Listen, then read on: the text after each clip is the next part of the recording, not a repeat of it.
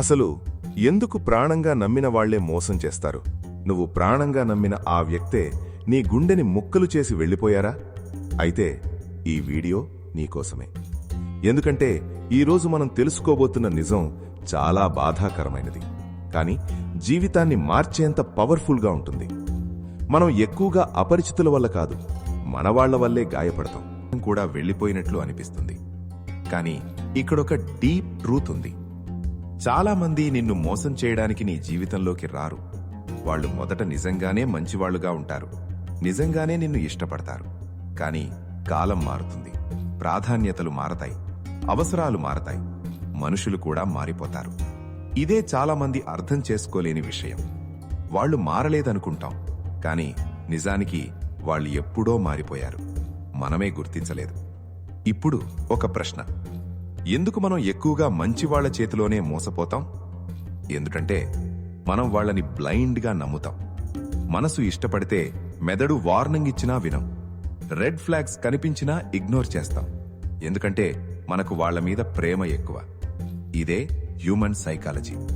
మనకు నచ్చిన వ్యక్తి చేసిన తప్పులు చిన్నవిగా కనిపిస్తాయి, మనకు నచ్చని వ్యక్తి చేసిన చిన్న తప్పు కూడా పెద్దదిగా కనిపిస్తుంది. అందుకే మోసం మొదలయ్యే ముందు ఎన్నో సిగ్నల్స్ వస్తాయి, కానీ మనం చూడం. ఎందుకంటే మనం నిజాన్ని కాదు, మనకు నచ్చిన కథని నమ్ముతున్నాం. గుర్తుపెట్టుకో, కొంతమంది నిన్ను కోల్పోవడానికి సిద్ధంగా ఉంటారు, కానీ తమ స్వార్థాన్ని వదులుకోవడానికి సిద్ధంగా ఉండరు. అదే మోసం, అదే ద్రోహం, అదే బాధ.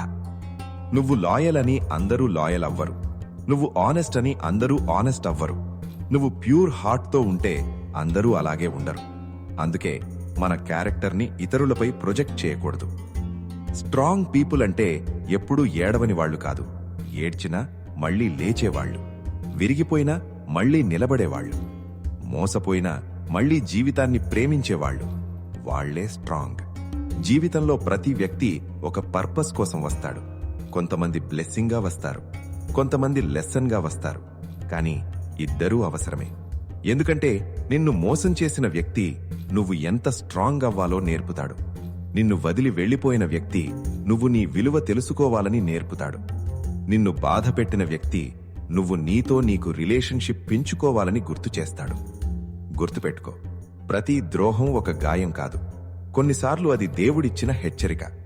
తప్పు వ్యక్తిని కోల్పోవడం ఓటమి కాదు, నిన్ను నువ్వు కోల్పోవడమే నిజమైన ఓటమి.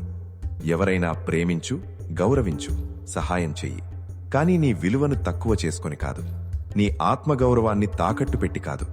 ఎందుకంటే నిన్ను నువ్వు గౌరవించుకోకపోతే ప్రపంచం కూడా నిన్ను గౌరవించదు.